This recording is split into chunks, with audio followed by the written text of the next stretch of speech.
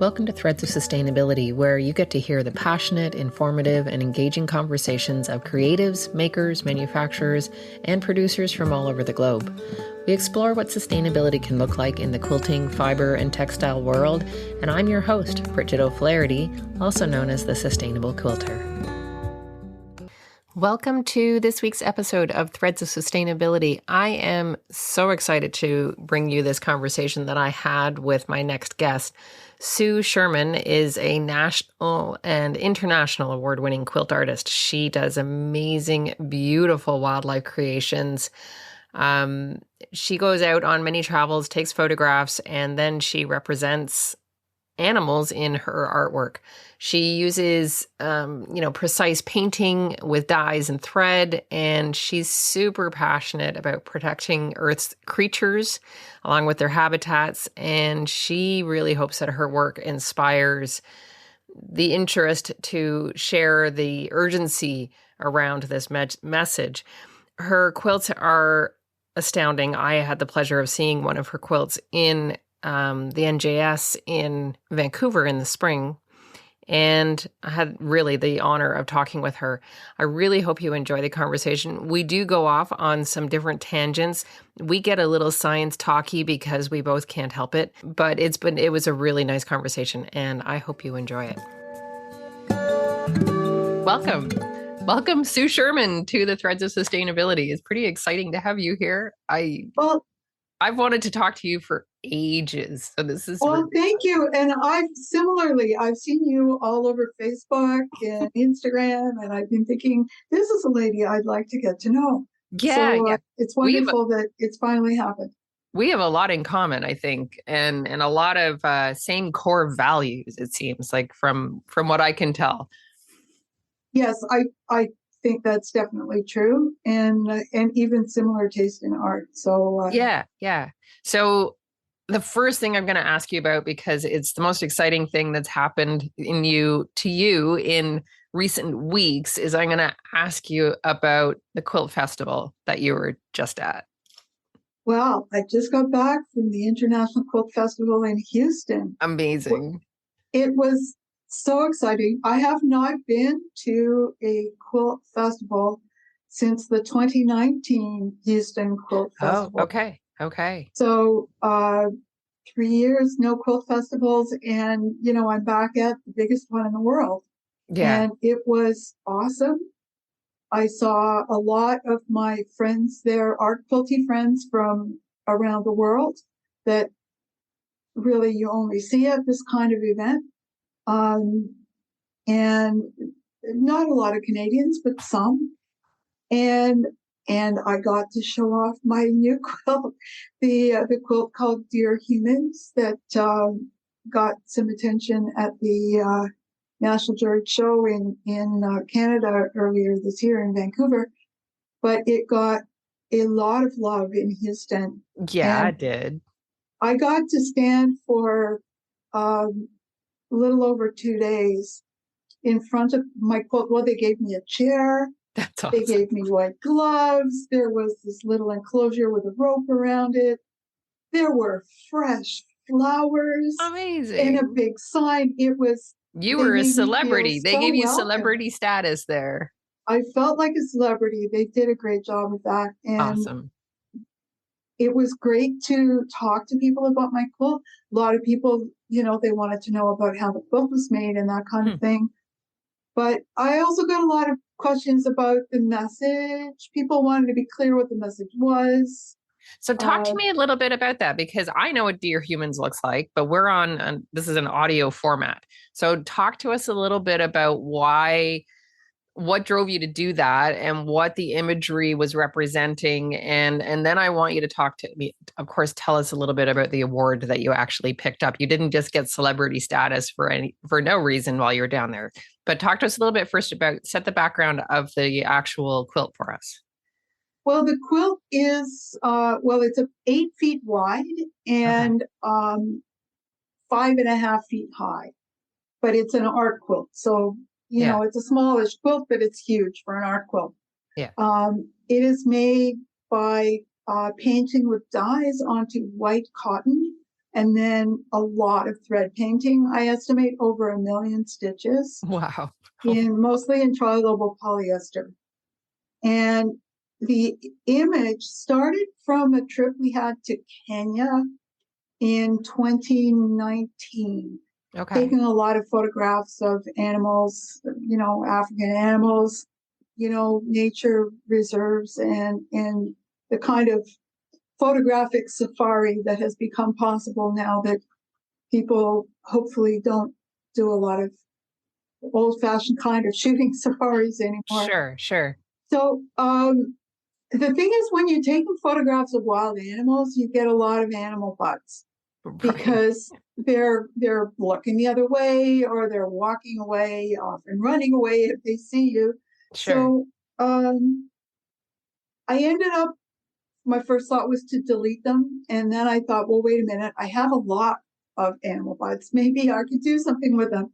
And after a year or two of thought, I realized that maybe this was a statement. And if I just put them all together, that's all that you really need. And I thought, well, if I did that, and I did a lot of experimentation with how to lay them out, and ended up with this sort of a semicircle of animal butts. They're all looking away. They're kind of looking at each other. It's like they're in a conversation that the humans aren't invited to. Yeah. And then behind them, written with stones on the ground, it says, "Dear humans, ... Yeah, I got a chance to see that at Quilt Canada in June because it was on display there, and it ended up winning the viewer's choice at Quilt Canada, which was awesome. I thought it deserved far more accolades than that, but I also thought it very much deserved that. And what I found really interesting about it was just this sort of the presence that you were able to capture within the animals, basically flipping the bird to human beings and saying, like, come on, you are messing up and you don't see it. And like, come on, start seeing it. And you really kind of got that sense from standing in front of this giant vista with these animals saying, no. It was good. I really, really enjoyed it. Well, thank you. And I got that from a lot of people who looked at it. There were people who wanted me to explain the message, mostly because they thought they got it, but they weren't sure. Right. And I said, well, it's deliberately a bit ambiguous. Sure. And because I want people to interpret it, the way they see. But basically, it's anything from, we're not impressed with what you're doing, dear humans, to mooning. Yeah. And so, yeah, there's that. And the other thing that you really can't see unless you're up quite close to the quilt is in the sky, it has blah, blah, blah, blah, blah written about 4,000 times. Oh, it's wow. hard to see unless you're really close up to the quilt. And it was a little disappointing in Houston because the lighting was fabulous, but the people, the viewers, were behind a rope, and it was too far. Oh, they couldn't Only get the close little enough. kids could actually see the writing. Right. Okay. The ones who could see it were too young to read cursive writing, I think. Sure. But anyway, I think to me, it's a reference to when I was actually quilting this, was during the run-up to the COP26 conference that was in Glasgow last year. Okay. And Greta Thunberg was making a lot of speeches. She did a blah, blah, blah speech. She did several blah, blah, blah speeches. It was her tagline for that conference. Yeah. And it just seemed such a perfect fit for what I was doing. Yeah. Interesting that like COP27 is happening right now. Yes. And Greta has decided not to attend because she still feels like there's this greenwashing going on in a global context where the global north is saying, oh, look what we're doing, but we're not actually doing anything. And it's more just a way to pat ourselves on the back because we are in the global north. So patting the global north on the back saying, look at the great things we're doing, but then actually not doing anything. Yeah. Yeah. There's a whole lot of talk of, well, and especially a lot of talk about what we're going to be doing by 2050, which Yeah. is easy to say because, none of the politicians in power now will still be around then. But, Right. if we just pin our hopes on what we're going to do by 2050, it's really not going to be good enough. No, I agree. And so tell me a little bit about your, like, I have an interest in sustainability. I've been in this industry working through residential housing for over the last decade and longer. Where did your seeds start getting planted for concern for the environment? Okay, you're not going to expect this answer. Okay. When I was in high school, my Spanish teacher was an environmental activist. Okay. And we used to spend a lot of time in Spanish class talking in Spanish about environmental issues. And I remember at the time, things about, well, DDT was Mm-hmm. still, I think they had started controlling it by then, but it wasn't, still fully under control. Um, there was concern about phosphates in laundry detergents. Okay. There was excessive amounts of dyeing of unnecessary things. You're Yeah. probably not old enough to remember boutique toilet paper that had so Oh. much dye in it. It was dark Oh. and it was considered to be very chic. And it was Okay. very chic, but it was an obscene amount of dye in toilet paper. And I Right. can remember arguing with my mother, who thought it was, the greatest thing to have, and saying, it should only ever be white. Some of those things have been addressed. We didn't recycle at all back then, and we recycle, well, badly, but we do recycle quite Right. a lot of things now. Yeah. Um, phosphates, phosphate-free laundry detergent has become The so norm. ubiquitous we Yeah. don't even label that anymore. Yeah. And my kids have never heard of boutique toilet paper. No. So Yeah. it's those were the issues of those days. And then we were concerned about overpopulation back in the 70s. So back from then, I've been trying to conserve what I could. It was difficult to do because the resources weren't there. But so you But were having these conversations at a young age that were bringing awareness to you and kind of making you go, wait a minute, that doesn't yeah, have to be like that. That's amazing that you would have somebody, an influencer like that at such a young age to come sort of at a sideways way. She, they weren't, yeah. she It, wasn't saying to you, you have to be an environmentalist. She's like, let's talk about Spanish and here's some of the current issues. That's yeah. a great way to teach. Well, the other thing that happened though was, we were thinking, oh, our parents were so terrible, and when my generation gets into power, it'll all be fixed. And of Right. course, my generation got into power, and it's even worse. And Right.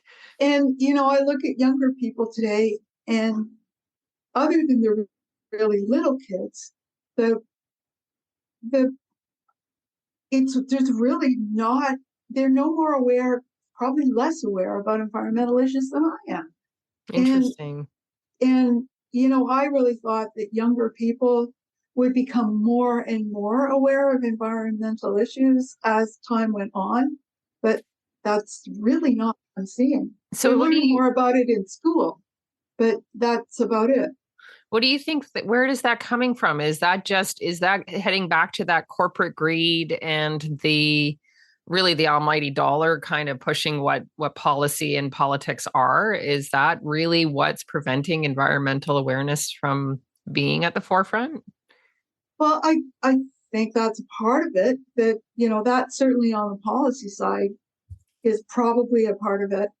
But I do think that if the entire population was more aware, then the almighty dollar would flow differently, right? Yeah. You Yeah. need, if you attach importance and therefore a higher dollar value to something that's more that's beneficial to the environment, then free market capitalism can work to improve the environment rather than to make it worse. Yeah. So Yeah. I I think the think, market forces are good. It's just that the pricing is all still out of whack. and I think there's also a complacency that happens societally where we just don't. It's sort of the not. It's not really the not in my backyard, although that's part of it. But it's really that. Well, I don't see that, so why is this a Uh, problem for me?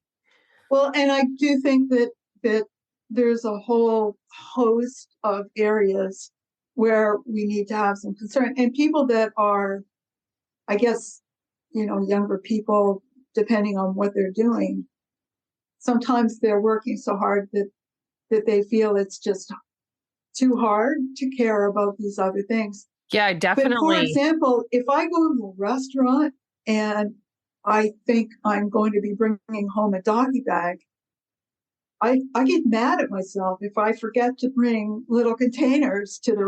restaurant to put that in. I almost feel And badly asking for the take home. I don't want to waste the food, so I don't want to not take the home. But then if they bring out a styrofoam box for me to put it in, I'd kind of rather not even yeah, use it, so except that they already own those things. So by me not it, using it, what's that doing, you know? it's difficult. But the other day I was thinking one of the things that I started doing years ago to save plastic was making my own yogurt because Okay. we had been going through, you know, 2 or 3 Tubs. Yeah. 750 ml tubs of yogurt in a week.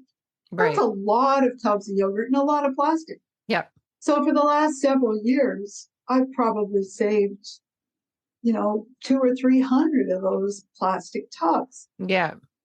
And then I think that's a lot of plastic. But then, like, oh, I'm only one of millions of people Yeah. who are consuming this kind of thing. If I think about it in those terms, I get overwhelmed. But Yeah. I still think I got to do my little bit, and if I do that, then we all need to do our little bits. And you talk to people, and some of them go, "Oh, that's a good idea." I've Yeah. started making my own soap and body lotion and hair conditioner Nice. because I don't like all the packaging, but Mhm. more importantly, I don't like what's happening to the rainforests that are, in Indonesia and places like that, where they're cutting back the rainforests to grow this palm oil, which is in Right. The main virtually ingredient. every cosmetic you buy in the store. Right, right. Yeah, I And hadn't thought about that part of it. if you think there's no palm oil in your shampoo, look up what all those unpronounceable ingredients are. Yeah. I actually recently switched to bar soaps and shampoos that come with no packaging because of the packaging piece. But I hadn't really thought about the palm oil part of it as well. And they're from a net zero group, so they're targeting these low carbon impacts and low reductions. So I'm hoping Oh, that they maybe don't good. have those ingredients in their soaps and shampoos. Um, Well, and certainly buying solid ones is helpful. yeah, But yeah. making soap is pretty easy. But I guess I don't I want to haven't, I put all haven't those people out of Yeah, business. I haven't got there yet with making my own soaps. I did recently switch to making my own almond milk because we were buying the cartons of almond milk, and because we don't do dairy in our house, and though we were going through 2 or 3 cartons a week of almond milk, and at my local dump where I take everything, they do not recycle the waxed cardboards. So that was just Oh, going into landfill, and it was driving me crazy. I couldn't recycle that stuff. And so I thought, you know what? No, I'm going to start making my own almond milk. So now I make my own almond milk for a similar reason, because I didn't want to be putting that kind of plastics into it. Plus then all I have in my almond milk is water and almond flour. That's it. There's no other ingredients, and it tastes great, and it's way more economical than having to buy almond milk regularly, and then I don't have the plastics and I don't have the garbage. So I should try that. yeah. Hot tip. We'll put Okay. recipes for how to make these things into the show So notes. we've come a long way from quilting.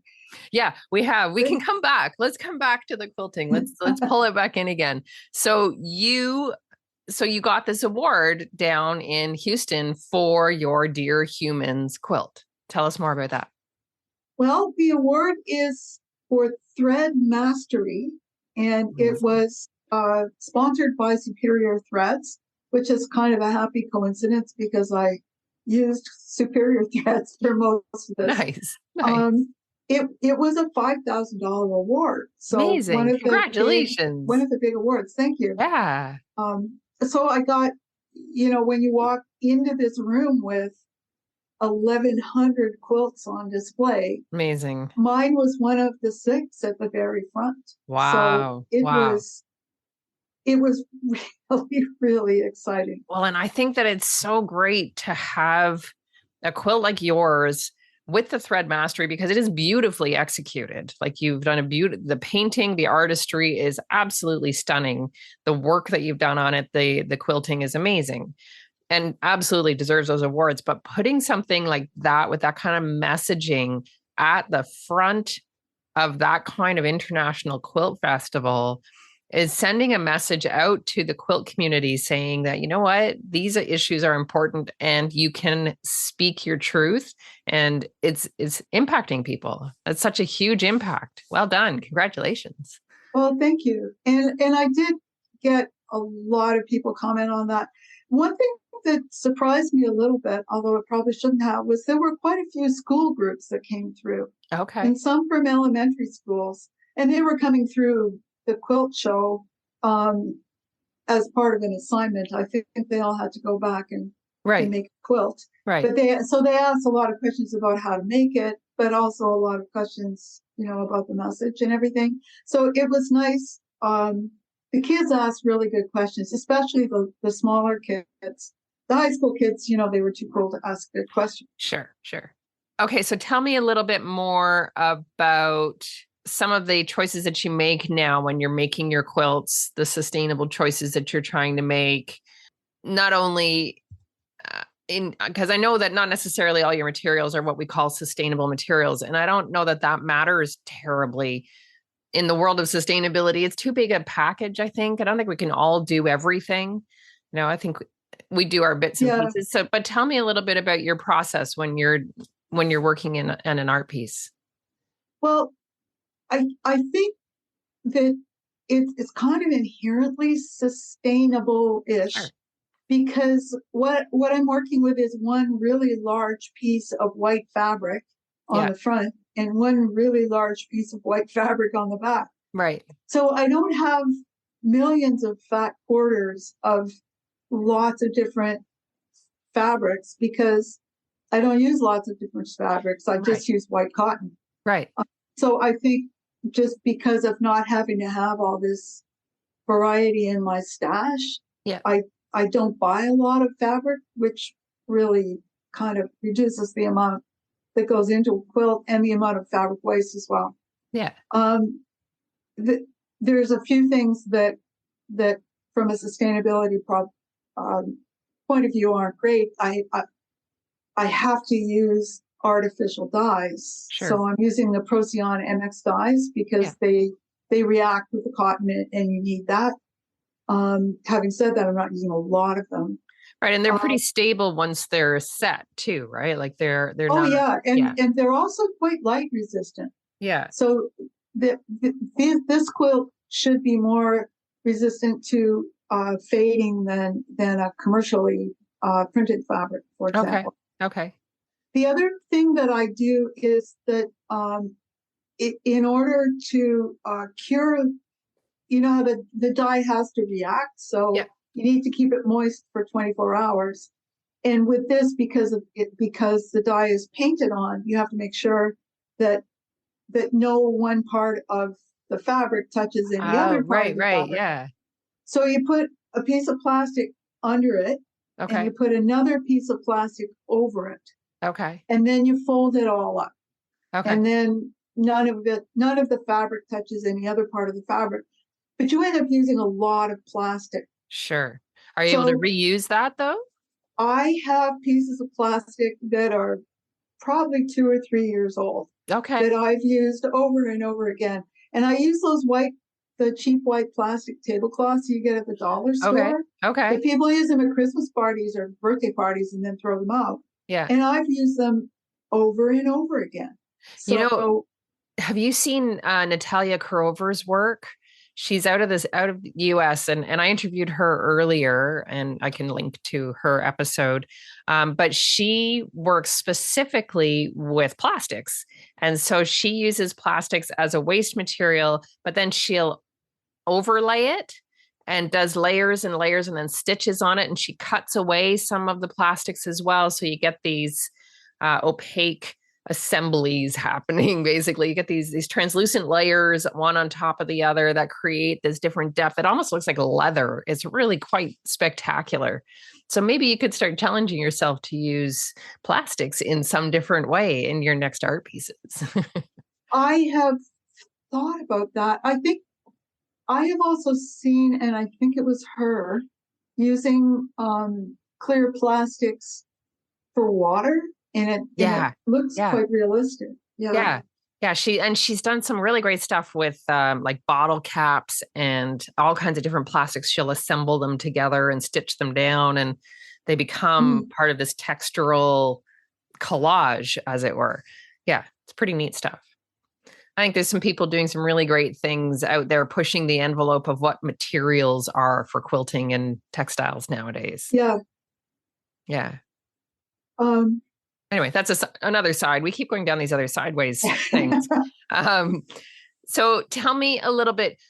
I'm going to back up a little bit because you told us how you started being influenced and interested in doing environmentalism, how that kind of sparked in your life. But what is your actual background? Where are you coming at this from? well, my degree is in mechanical engineering, Okay. and so throughout my working life, I sort of touched on environmental stuff, but it was never something I did professionally, except that I did get the lead certification, Oh, okay. like what Yeah. you have. Yeah. And we were working more on commercial and industrial buildings, but at least, becoming familiar with the lead process. And Yeah. Yeah. And that process is trying to hit thresholds and targets that are encompassing better water use, better energy use, and various other environmental standards and thresholds that make a building perform in a better way. yes, Yeah. and also livable for the Yeah. employees. So Yeah. employees working in the building for their Their overall experience. comfort. Yeah. Yeah. So a lot of that, but having said that, I did work for most of my career on projects involving transit. Okay. So at least from that point of view, I was supporting something that's inherently good for the Sustainable. Yeah. environment. And I think the more that we can provide good transit and keep people away from private cars, Yeah. that's definitely going to be a good thing.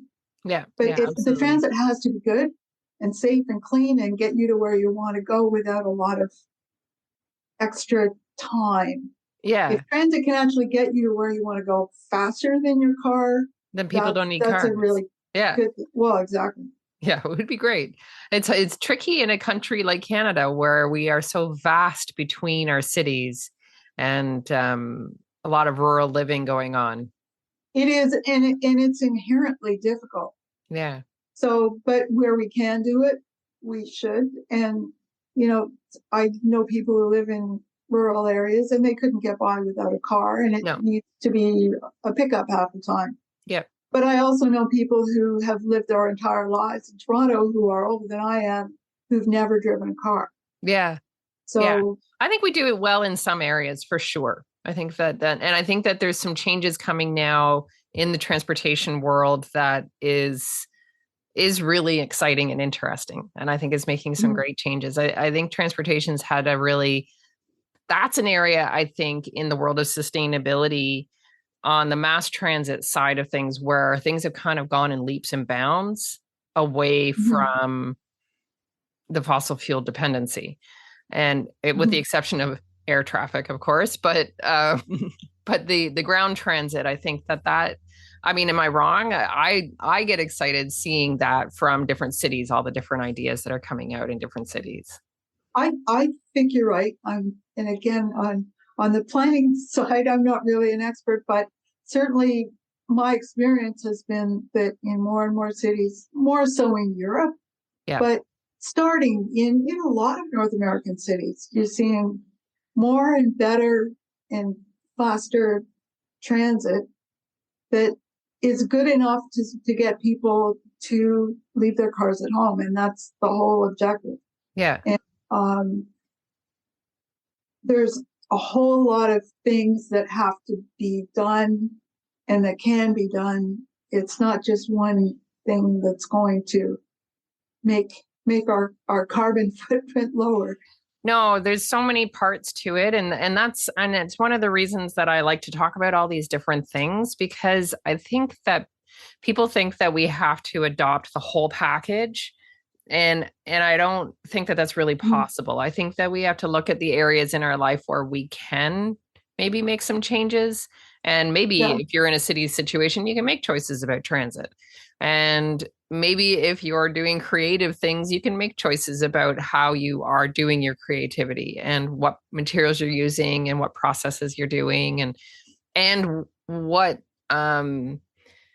not only that, but what kind of quilts are you wanting to make? What kind of statements are you wanting to make? What kind of what do you want to deliver to the person who's viewing your quilt? If you're a quilt artist who is deciding to do quilt shows, or if you're just a quilter who is making quilts for people that they love and care for, or for their own selves, if they're in their own journey wanting to make their own art quilts. I don't know. There's lots of ways I think we can. I want to take a minute here to thank you for listening to the podcast. I've loved being able to have these interviews and meet people around the world doing things around sustainability. I also wanted to invite you to check out my offerings on my website. I do a guest speaking lecture, and it's a Zoom lecture or in person. And I talk about sustainability in quilting and textiles and talk to guilds about ways they can introduce that into their own practice in fairly simple ways, and taking a look at that people, profit, planet lens on the work that we do. And most often quilters are already doing most of the sustainable things, and it's just having an awareness and bringing it into your practice in other ways helps set the stage for a more sustainable planet. You can find that information on my website at bridgetoflaherty.com, and I would love to come and speak with your group. So let's get back to the conversation with Sue. We are going to dig a little deeper into some more science talk and some more context around the different ways of thinking about sustainability within the context of, a greater global responsibility and different ideas around how we can manage that as individuals. Well, and I guess one of the things for me is that when I was at university, I took a class in geophysical fluid dynamics, which is the modeling of the air in the atmosphere. It's sort of a very large scale modeling that's done, and so I understand how a weather model works. Yeah. And from that, and in turn, I understand how that can be used to model climate in the long term and all the variables that can be involved and how difficult it is to get those variables. So when I listen to people talk about, the impact of certain variables like the percentage of carbon in the atmosphere and how that impacts those models, I have a technical understanding of what that means. Sure. Where I think a lot of times it's just hard to see how the emissions of carbon in and of themselves lead to um, An changes to extreme climate. weather event somewhere. But it's complicated models, and by trying to really simplify them, I think sometimes we oversimplify them, and Sure. then the viewer thinks that it's a simplistic thing, Sure. whereas what it is an incredibly complicated thing that is being explained in a simple way. And the people who are good at the complex modeling aren't generally very good at explaining things. No. The people on the technical side of things tend to live in that technical world and technical speak, and do have a hard time distilling it down to concepts that are valuable and simple at the same time. And I think that that's a challenge across all of the different industries, really, not just in the climate realm, but in all the industries, trying to understand what the impacts are. They get very complicated very quickly by the technical jargon, as it were.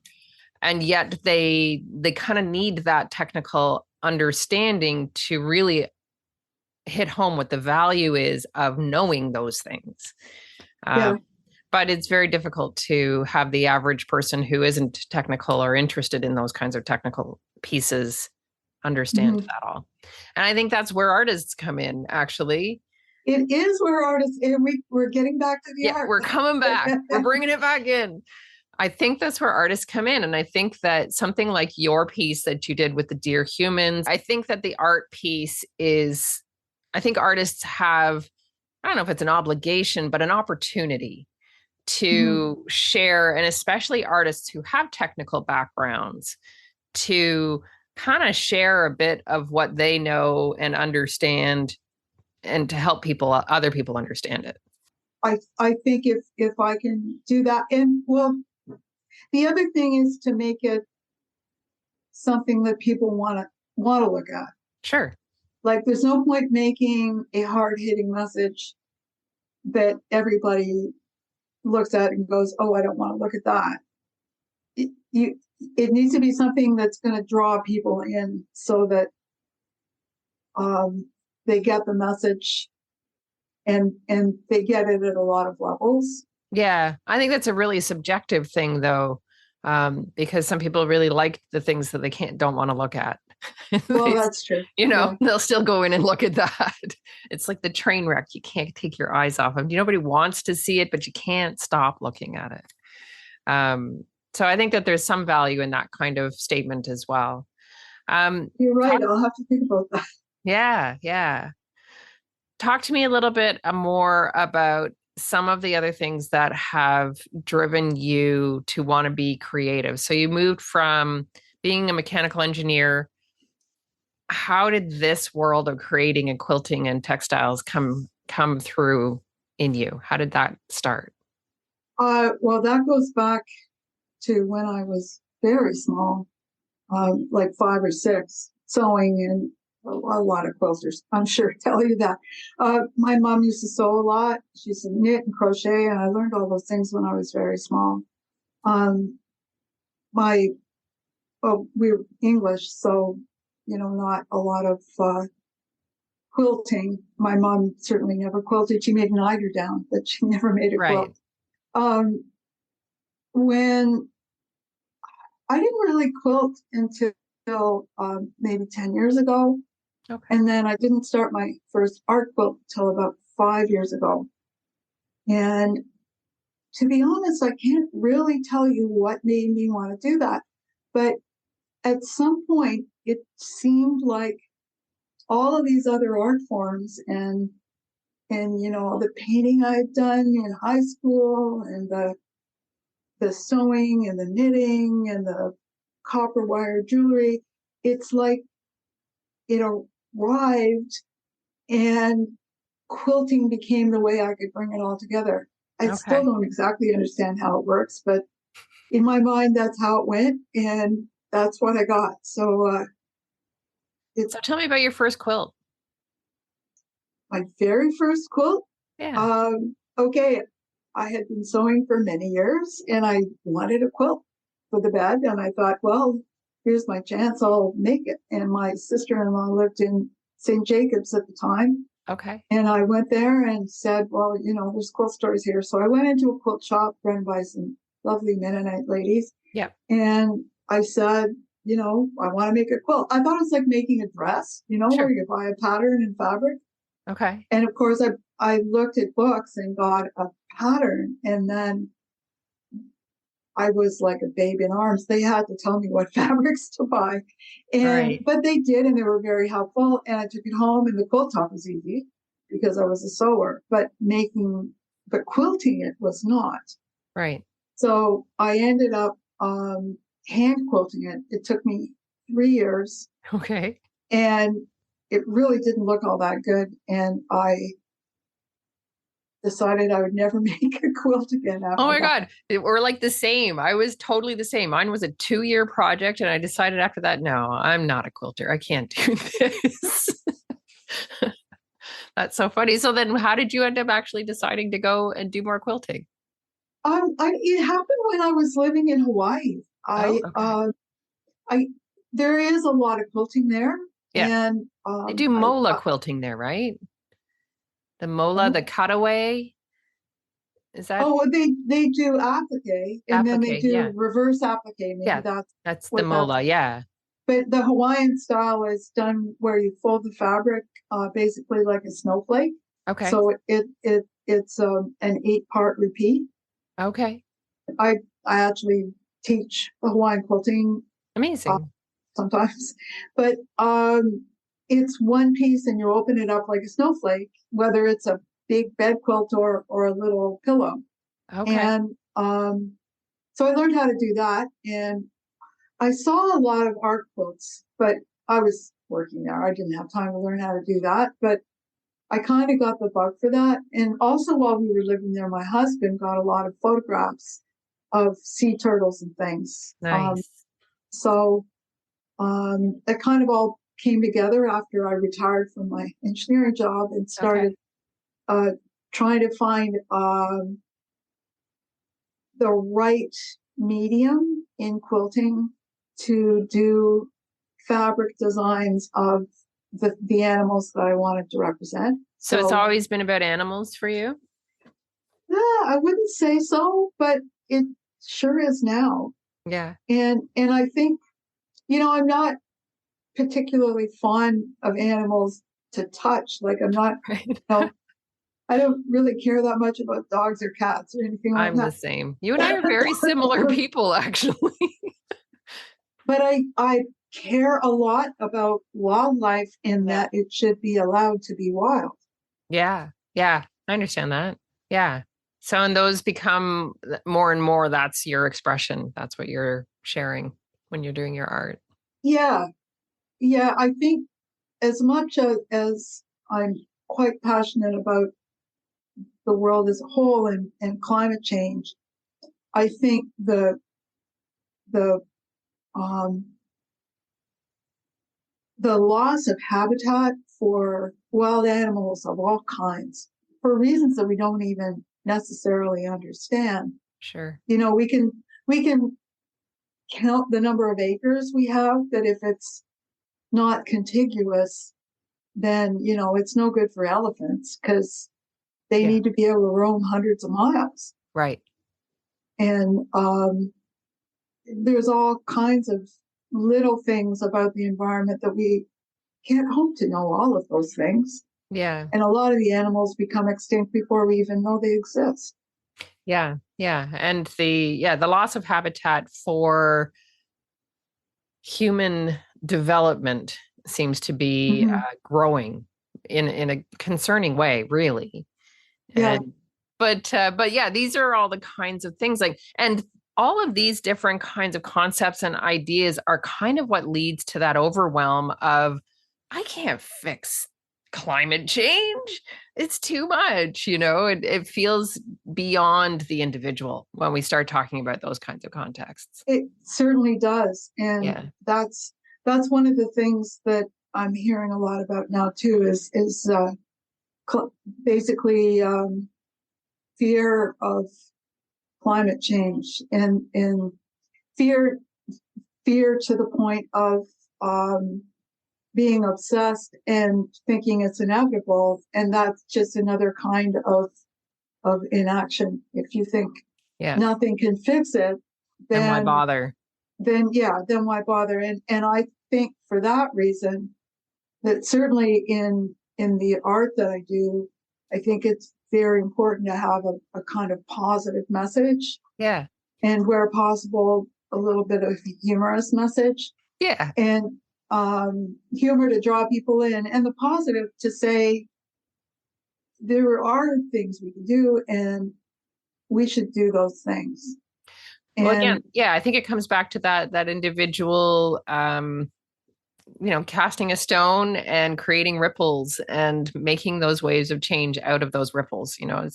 We each get to cast a stone into whatever realm we want to, right? that is quite true. And sometimes the most effective thing you can do is lobby your politicians. Yeah. Especially there's certain legislation coming into place in our province that we also don't need to go into, that Yeah. is going to be very damaging to the environment. Well, and I think we have more power as individuals than we sometimes feel like we do. And I think that starts at that local level rather than, the provincial or state or, national levels. I think that locally we've got way more ability to impact changes within our communities than we realize. All we have to do is ask. And most people just don't even ask. That's quite true. Yeah. And and voting locally too. Hopefully. Can you tell us a little bit about what your, like, if you got 2023 kind of planned, what are you thinking about doing next? What are your ideas? Well, The ones you can share. the ones I can share, I have a couple of new quilts that are kind of along the lines of Dear Humans. Okay. I'm hoping to show them somewhere. Excellent. And I'm hoping at some point in the future that I can do a solo show. Nice. Because I've got a lot of animal quilts now, and some of them quite big. And you see one in this museum and you see one in this exhibition. Yeah. I'd like them all to be shown together. So yeah, that would be really cool. I'd go see that. I'd love to see all your stuff in one spot. Are you teaching still? I was teaching Hawaiian quilting, and I was teaching like an introductory dye painting class. Mm-hmm. I've stopped doing that because it was getting to be too much.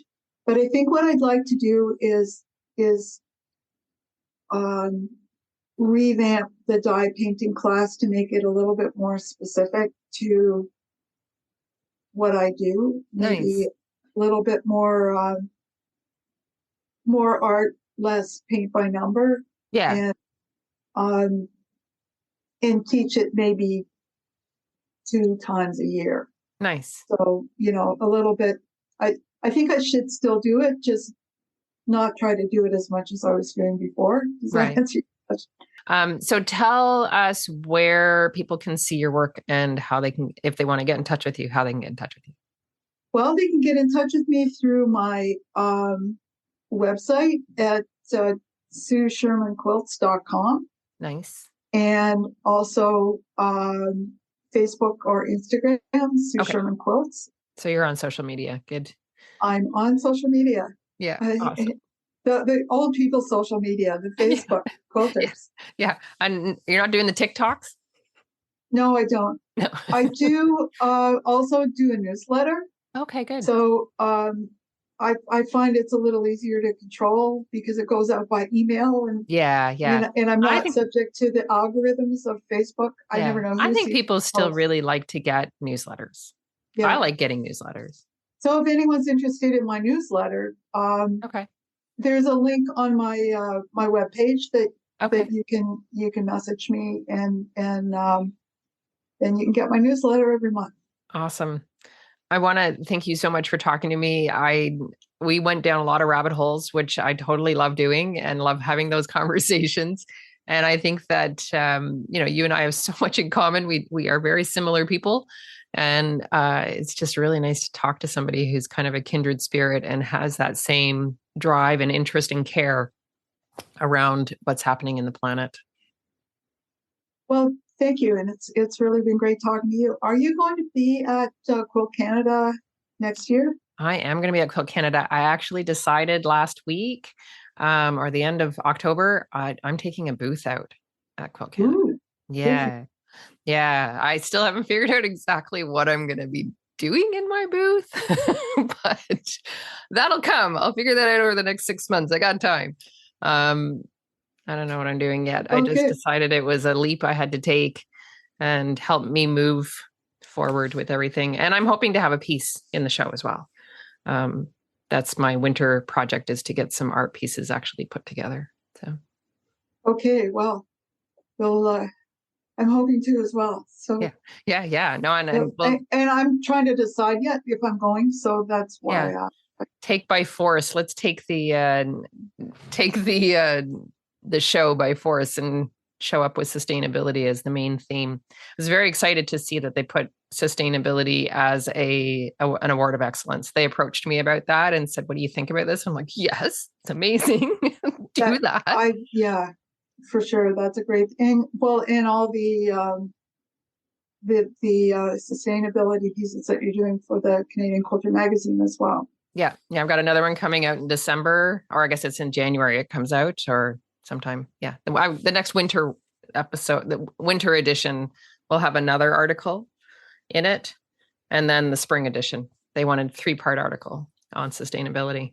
The Dear Humans, there's going to be an article on that in the next. I know this seems like a pretty abrupt end to our conversation. We did go off on a bunch more tangents, but they didn't feel like relevant conversations for putting out on the podcast.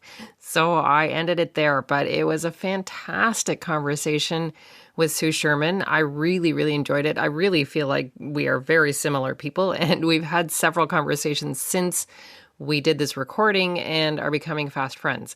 So I hope you enjoyed listening to some of those circuitous routes that Sue and I took, the tangents we took.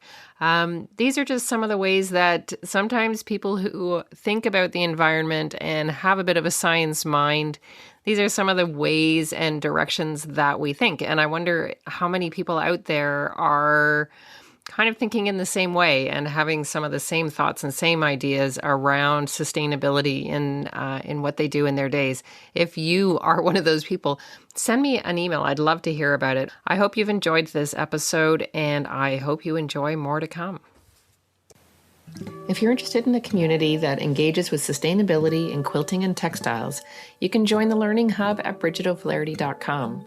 There you will find memberships, online courses, supplies, and resources for sustainability and my textile art. You can also book me to speak with or teach your group. You can find me on social media at The Sustainable Quilter. Don't forget to comment, like, and share, and to follow me on your favorite podcast app so you won't miss an episode. Thanks for joining me, and I'm so excited to share this journey with you. Until next time, happy stitching.